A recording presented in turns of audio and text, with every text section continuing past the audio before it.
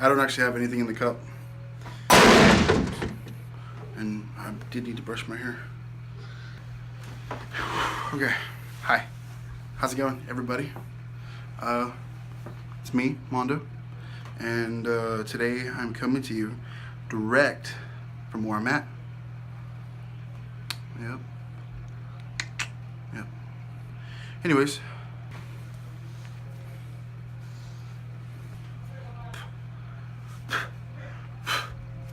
Dust.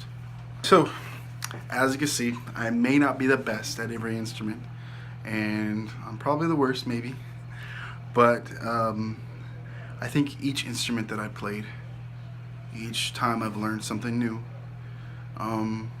it's helped me multiple ways every time. I was recently talking to somebody, Andrea. I was recently talking to somebody, and last night specifically, and I was telling her, I was asking her, hey, are you gonna play drums tomorrow? And she goes, well, I don't want to. Or she says something like that. Please don't quote me on that. Please don't quote me on that. She said something along those lines. She said, I don't want to, or I have to. And I said, you don't want to? She says, yeah. And I said, why?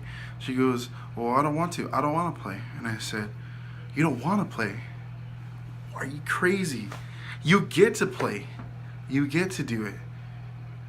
And I know that I have been there a lot. I have been there. And I think a lot of it is just our feelings. We are people that feel. We are sensitive. I think a lot of musicians get looked down upon because they're considered sensitive or delicate or whatever word is out there. Sometimes we may express ourselves too much, but I have been guilty of being sensitive. I have been guilty of being delicate, and there's been a lot of times where I don't want to play. I remember a pastor one time told me that in the temple, the Levite priests, they were the ones who led worship. They were the ones who kind of took over everything, and they ran everything as far as the sacrifices, the worship, you know, the prayer, the anointing. And pastor told me one time that all the Levite priests, they were all held to the same standard. And just because the musician was, you know, a musician, and the sacrificer was sacrificing, and the preacher was preaching, they were all still Levites. They were all equal. My hair is messing up again. Come on. They were all still Levites. And I believe that still carries on today. I remember this pastor told me, he goes, don't you realize, he goes, that you have the same obligation as me. And I was like, what are you, I'm not a pastor. What are you talking about? He's like, Mondo, Bubba, Mondo, listen to me right now.